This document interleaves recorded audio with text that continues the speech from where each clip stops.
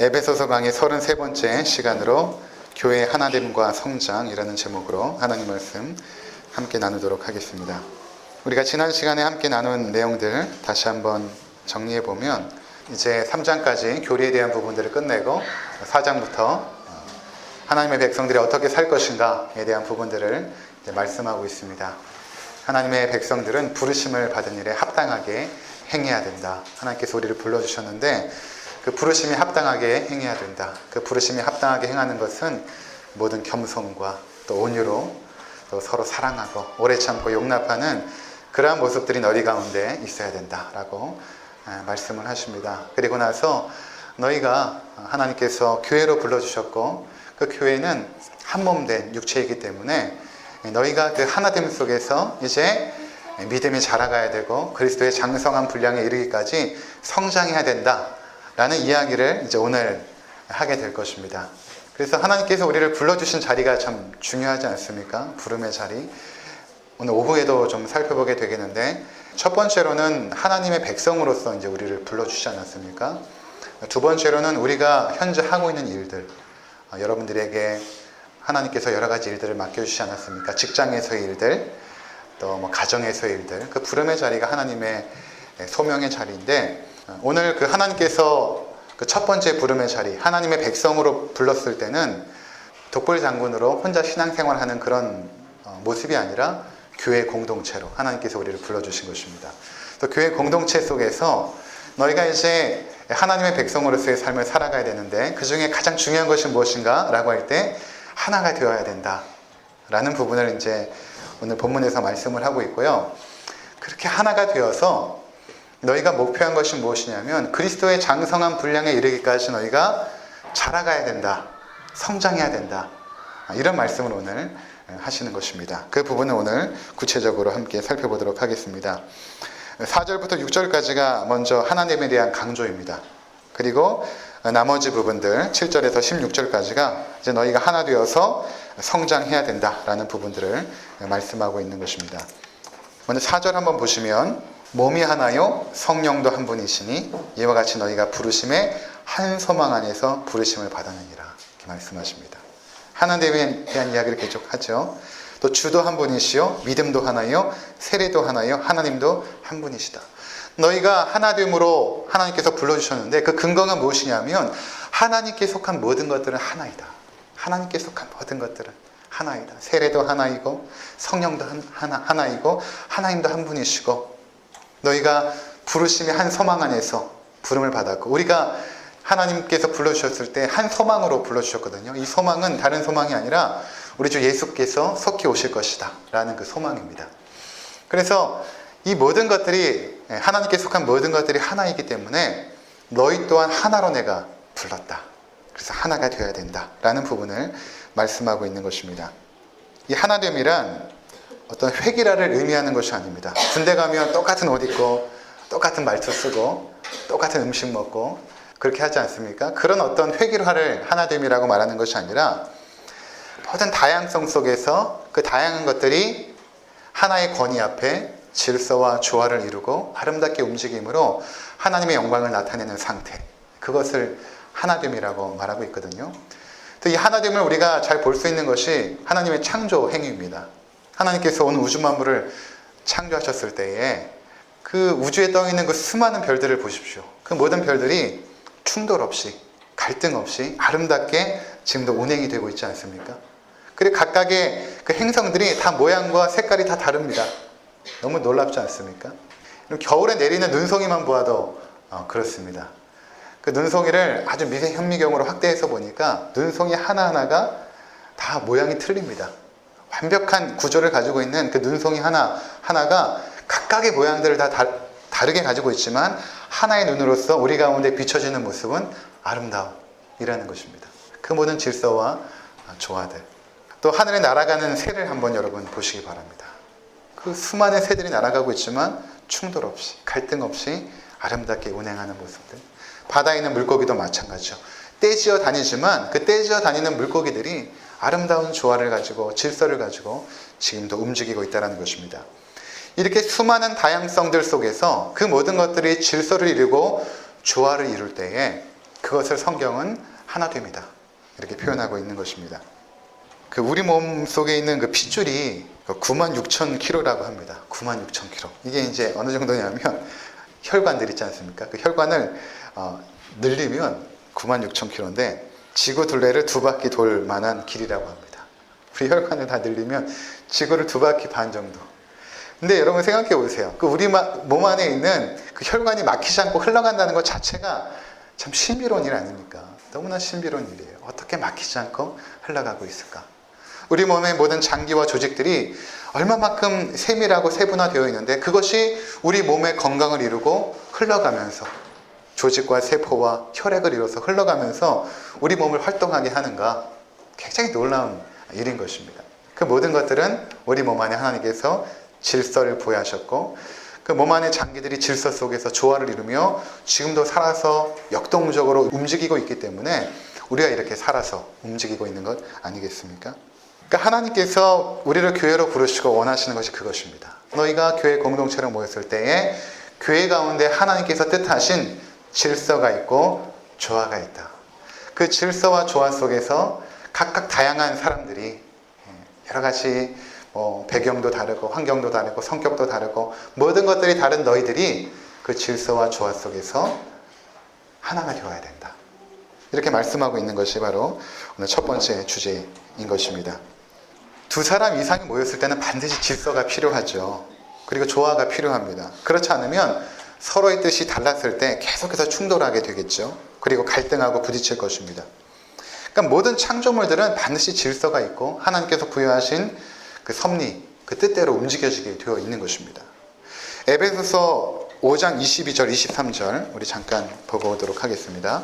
아내들이여 자기 남편에게 복종하기를 주께 하듯 하라. 이는 남편이 아내의 머리됨이 그리스도께서 교회의 머리됨과 같음이니 그가 바로 몸의 구주시니라. 아멘.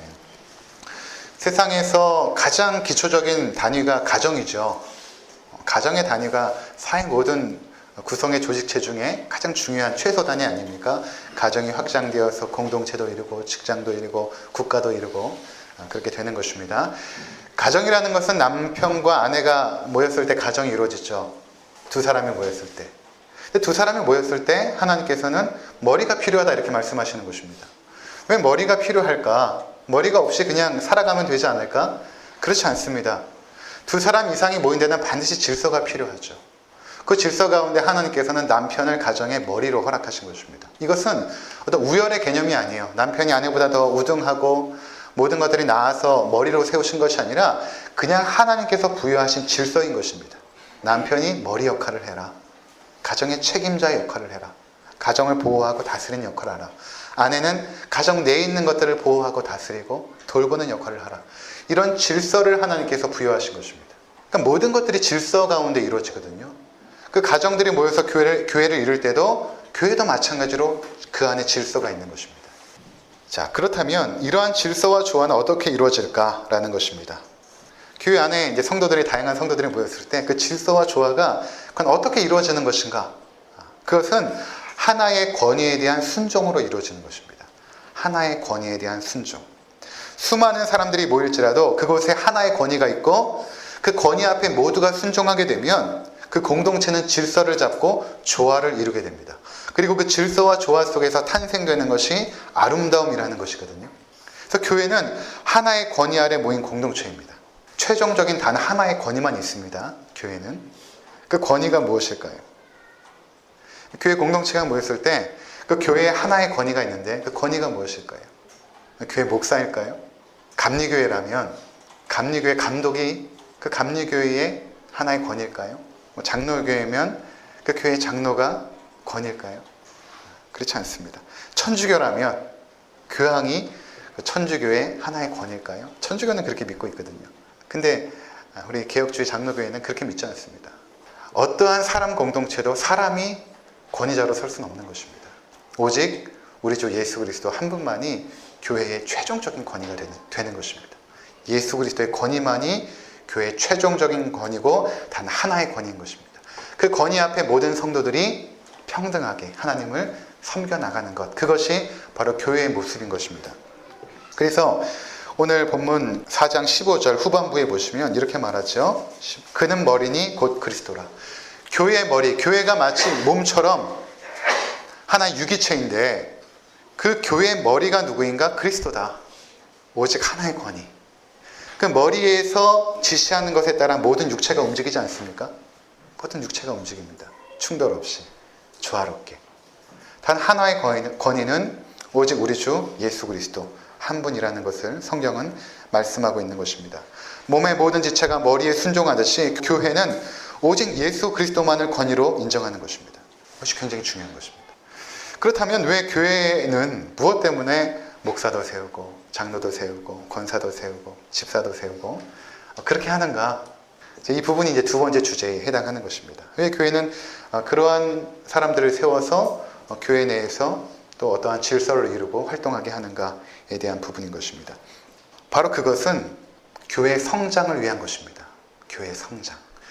성장이라고 할 때 우리가 잘못된 개념을 많이 가지고 있습니다. 예전에 1970년대, 80년대 한국교회의 그 교회 성장에 대한 부분들이 굉장히 많이 부각이 되어졌거든요. 교회가 성장해야 된다. 그러면서 사람을 많이 교회에 모으는 것을 교회 성장으로, 양적 성장을 교회 성장으로 많이 생각했는데 그것이 교회 성장을 의미하는 것은 아닙니다.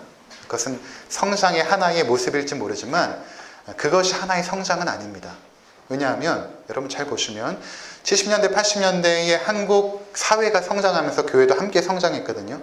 한국 사회가 경제 개발 계획, 5개년 계획 해가지고 막 성장하면서 교회도 함께 발맞춰서 얼마나 많은 사람들이 교회로 왔고 성장했는데 잘 보시면 한국 사회가 급성장하면서 여러 가지 문제들이 생기지 않았습니까?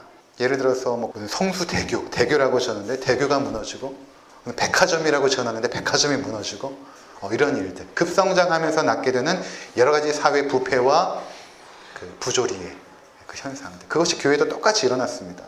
급성장하면서 교회 가운데 생긴 문제들의 현상들을 우리가 뉴스를 통하여 자주 보게 되지 않습니까? 교회를 목사 개인이 사유하고 독재를 하고 그러는 모습들 교회 재산을 가지고 잘못 사용하고 이런 수많은 모습들이 잉태되어졌죠. 그러니까 교회의 성장, 사람들이 많이 늘어나는 것이 교회의 성장이 아니라 교회가 성장한다는 것은 건강하게 자라는 것을 의미하는 것입니다. 건강하게 자라는 것. 아이들이 밥 잘 먹고 운동해서 청년이 되고 또 청년이 또 활동하면서 성인이 되고 건강하게 이렇게 자라는 것처럼 교회 또한 하나의 유기체이기 때문에 그리스도가 머리고 우리가 지체가 되어졌는데 그 한 몸 된 교회가 어린아이적인 모습으로 계속 남아있는 것이 아니라 건강하게 자라나야 된다는 것입니다. 이것이 교회의 성장이라는 것입니다. 에베소서 4장 16절 그에게서 온몸이 각 마디를 통하여 도움을 받음으로 연결되고 결합되어 각 지체의 분량대로 역사하여 그 몸을 자라게 하며 사랑 안에서 스스로 세우느니라. 그렇죠. 각 지체들이 분량대로 역사하여 이 부분은 조금 이따 살펴보게 되겠는데 우리 각 성도들이 지체거든요. 성도들이 우리에게 맡겨주신 분량대로 열심히 수고하고 헌신하고 섬겨서 하나님의 몸된 교회를 자라게 해야 된다는 것입니다. 하나님의 몸된 교회를 성장시켜야 된다는 것입니다. 또 에베소서 4장 12절 14절 거기도 한번 읽어보겠습니다. 이는 성도를 온전하게 하여 봉사일을 하게 하며 그리스도의 몸을 세우려 하심이라. 우리가 다 하나님의 아들을 믿는 것과 아는 일에 하나가 되어 온전한 사람을 이루어 그리스도의 장성이 분량이 충만한 데까지 이르리니. 그렇죠.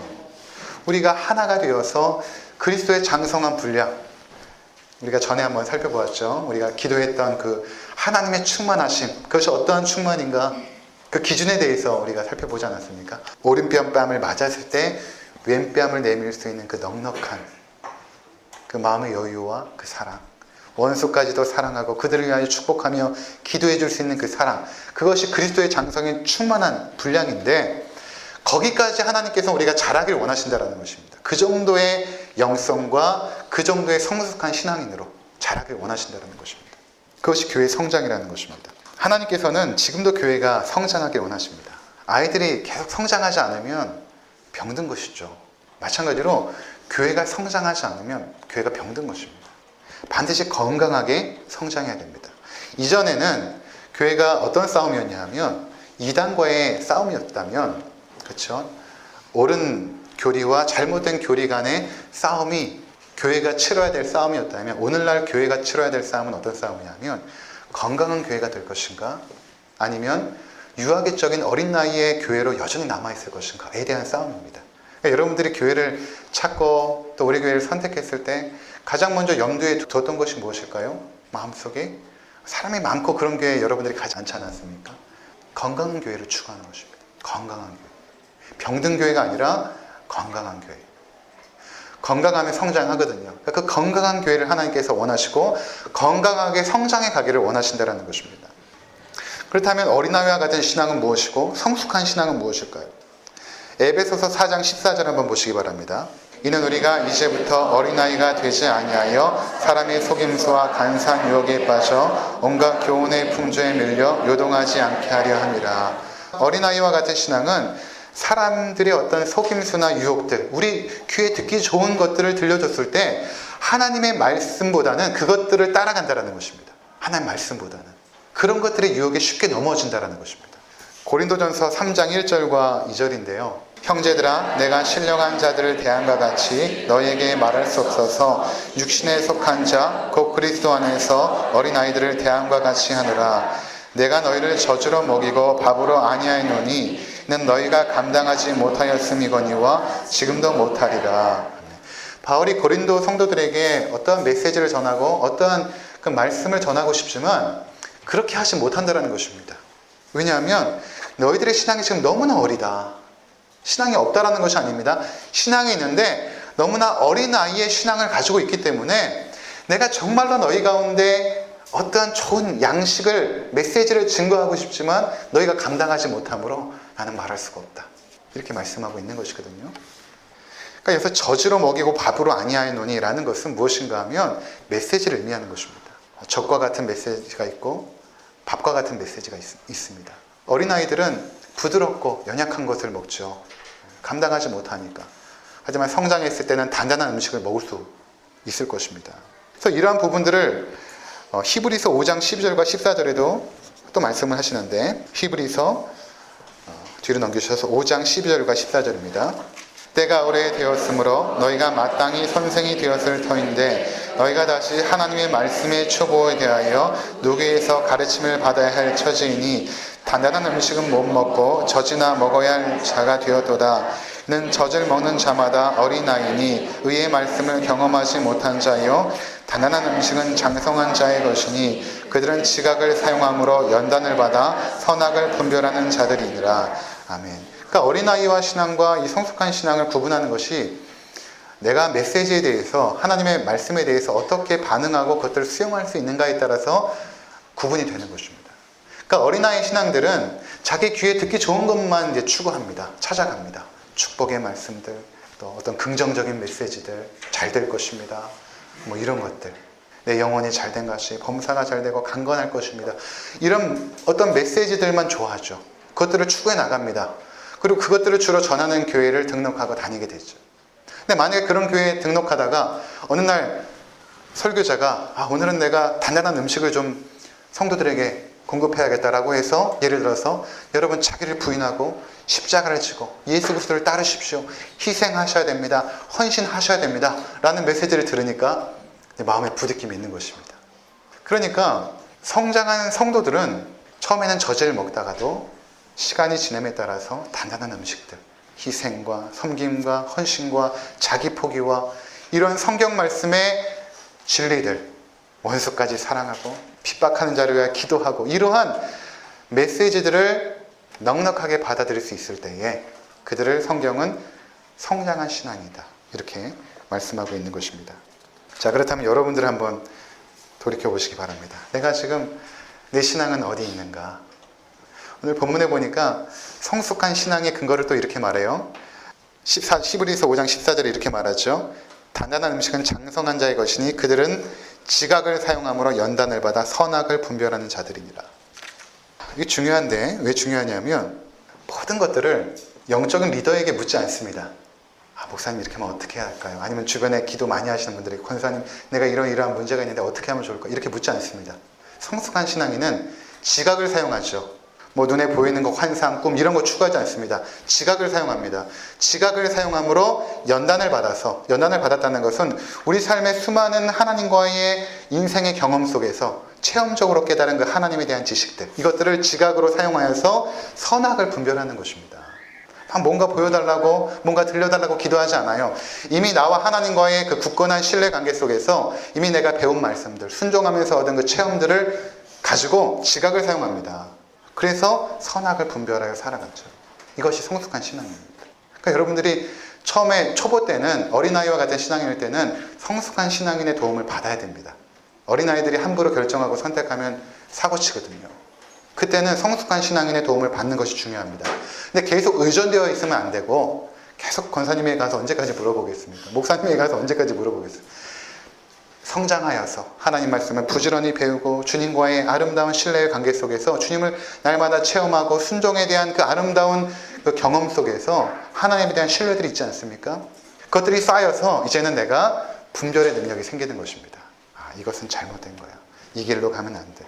이 길은 하나님께서 기뻐하시는 길이야. 나에게 유익이 없지만 이 길로 가야 돼. 이렇게 결정해 나가는 것이 성숙한 신앙인이라는 것입니다. 이러한 성숙한 신앙인으로 우리를 만들기 위해서, 그리고 성숙한 교회를 만들기 위해서 하나님께서 사용하시는 것이 무엇인가 하면 사람을 세워서 그들로 하여금 하나님의 일을 감당하게 하신다는 것입니다. 그래서 교회에 하나님께서 직분자들을 세웁니다. 11절과 12절을 한번 보시기 바랍니다. 에베소서 4장으로 다시 돌아오셔서 그가 어떤 사람은 사도로, 어떤 사람은 선지자로, 어떤 사람은 복음 전하는 자로, 어떤 사람은 목사와 교사로 삼으셨으니 이는 성도를 온전하게 하여 봉사일을 하게 하며 그리스도의 몸을 세우려 하심이라. 아멘. 이러한 그 사도나 선지자나 복음 전하는 자나 어떤 목사와 교사들을 교회 안에서 세우죠. 그리고 하나님 주신 그 질서 속에서 이들을 통하여 하나님의 질서가 흘러가게 하십니다. 그러니까 교회 직분자들은 목사뿐만 아니라 장로나 권사나 집사나 모든 직분자들은 하나의 권위 아래 있고 그 권위를 흘러나가게 하는 통로로 있는 것이죠. 그러니까 목사에게는 어떤 권위가 없습니다. 어떠한 권위냐면 하나님 말씀을 증거하는 권위만 있을 뿐입니다. 그리고 장로나 집사나 권사도 마찬가지로 하나님께서 부여하신 일들을 맡아서 하나님의 교회를 질서 가운데 세우는 역할을 하게 됩니다. 이 일이 잘 이루어질 때에 성도들이 성장한다는 것입니다. 그리고 교회가 성장한다는 것입니다. 어린아이의 신앙들이 어른의 신앙으로 성장한다는 것입니다. 그러니까 우리 교회가 이제 앞으로 해야 될 중요한 일 중에 하나가 무엇인가 하면 직분자를 세우는 것입니다. 성도들이 성장하기 위해서 직분자를 세우는 것. 근데 오늘 본문에 나와 있는 이 직분자들은 대부분 말씀을 전하는 자들입니다. 오늘날로 하면 목사죠. 그럼 목사의 역할이 무엇인가? 12절에 보니까 성도를 온전하게 하여 이렇게 말하죠. 목사의 역할은 성도를 온전하게 하는 것입니다. 하나님의 말씀으로 성도를 온전하게 세우는 것입니다. 성숙한 신앙인으로 하나님 말씀으로 세우는 것입니다. 그래서 그 성숙한 성도들이 온전하게 하여 봉사일을 하게 하며 그리스도의 몸을 세우려 하십니다. 그러니까 교회를 결국 세우는 일은 누가 하는가? 목사가 성도들을 세우게 되면 성도들이 봉사를 하고 교회를 세워나가는 것입니다. 그러니까 교회는 결국에는 성도들이 세워나가는 것이죠. 목사의 역할은 하나님 말씀을 통하여 그들의 말씀의 기준과 가치와 잣대로 교회를 질서 있게 운행하도록 돕는 역할이고, 성도들은 각각의 직분을 맡아서 교회를 건강하게 세우는 역할을 성도들이 하게 된다는 것입니다. 자, 그렇다면 구체적으로 성도들이 어떻게 봉사일을 하는 것인가? 어떻게 봉사일을 하는 것인가? 그것은 성도들에게 주신 은사에 맞게 하나님의 일을 하는 것입니다. 하나님께서 우리에게 은사를 주셨는데 그 은사에 맞게 교회를 섬겨나가는 것입니다. 7절에 보시면 에베소서 4장 7절 우리 각 사람에게 그리스도의 선물의 분량대로 은혜를 주셨나니, 하나님께서 은혜를 주셨다. 그런데 어떤 은혜인가? 그리스도의 선물의 분량대로. 그러니까 은혜가 조금씩 틀립니다. 이것을 은사라고 말하는데, 은사는 영어로 spiritual gift, 영적인 선물이죠. 오늘 선물이라는 단어가 나오는데 하나님께서 우리에게 선물을 주십니다. 영적인 선물들, 은사거든요. 그래서 주십니다. 분량이 각각 틀려요. 달란트 비유에서도 보시면 주인께서 5달란트, 3달란트, 2달란트 이렇게 맡기지 않습니까? 하나님께서 주신 은사의 분량들이 틀립니다. 많은 사람도 있고 적은 사람도 있어요. 근데 우리에게는 그것이 관심이 아니라 맡겨진 만큼 감당하는 것입니다. 은사를 주신 만큼 나에게. 로마서 12장 6절에서 8절. 우리에게 주신 은혜대로 받은 은사가 각각 다르니 혹 예언이면 믿음의 분수대로, 혹 섬기는 일이면 섬기는 일로, 혹 가르치는 자면 가르치는 일로, 혹 위로하는 자면 위로하는 일로, 구제하는 자는 성실함으로, 다스리는 자는 부지런함으로, 긍휼을 베푸는 자는 즐거움으로 할 것이니라. 아멘. 그렇죠.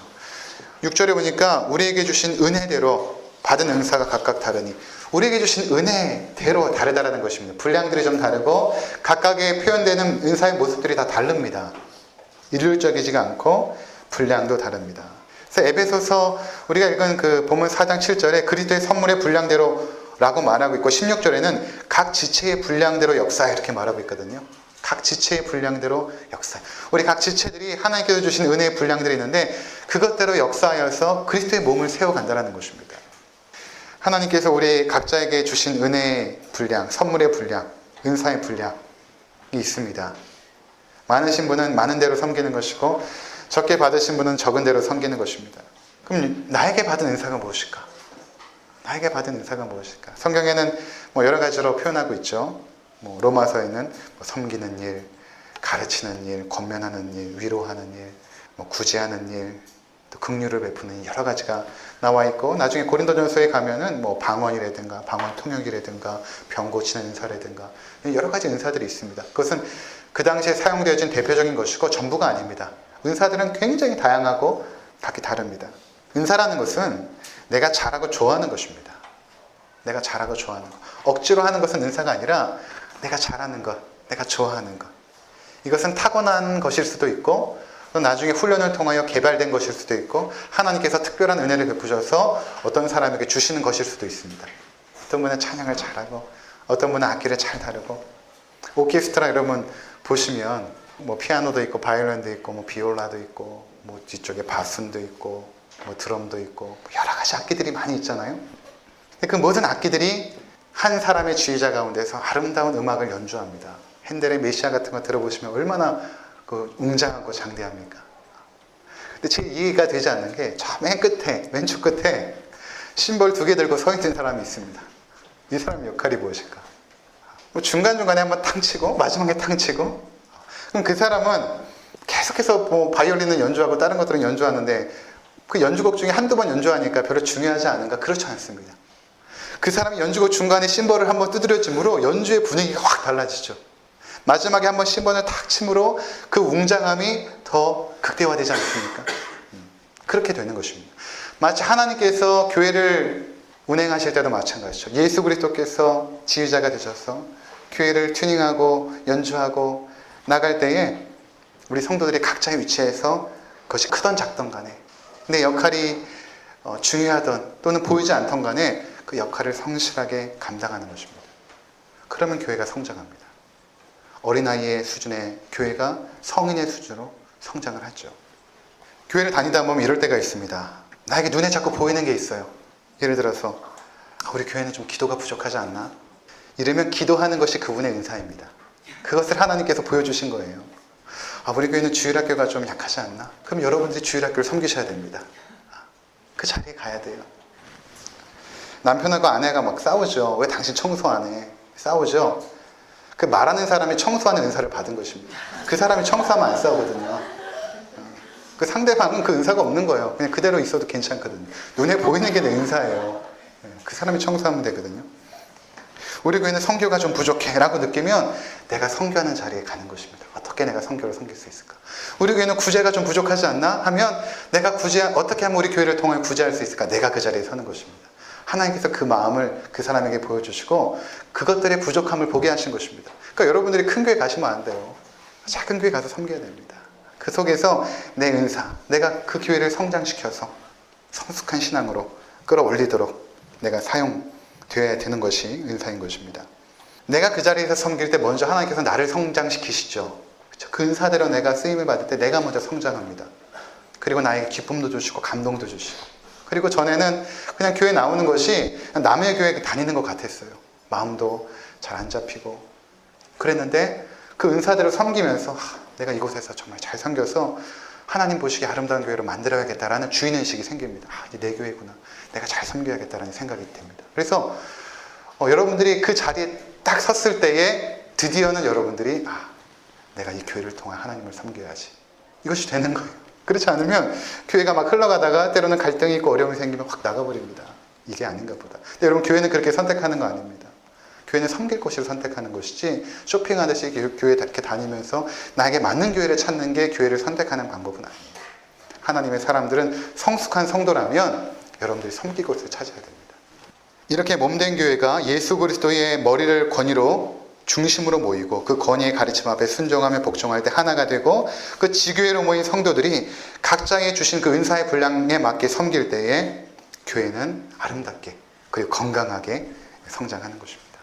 오늘날 이제 우리가 기쁜 우리 교회로 모였는데 우리 교회는 건강하게 성장해야 됩니다. 여러분들이 하나님의 말씀으로 잘 영역받으시고 그 말씀대로 충성하시고 순종하시면서 내가 과연 이 공동체 속에서 어떻게 섬겨야 될까?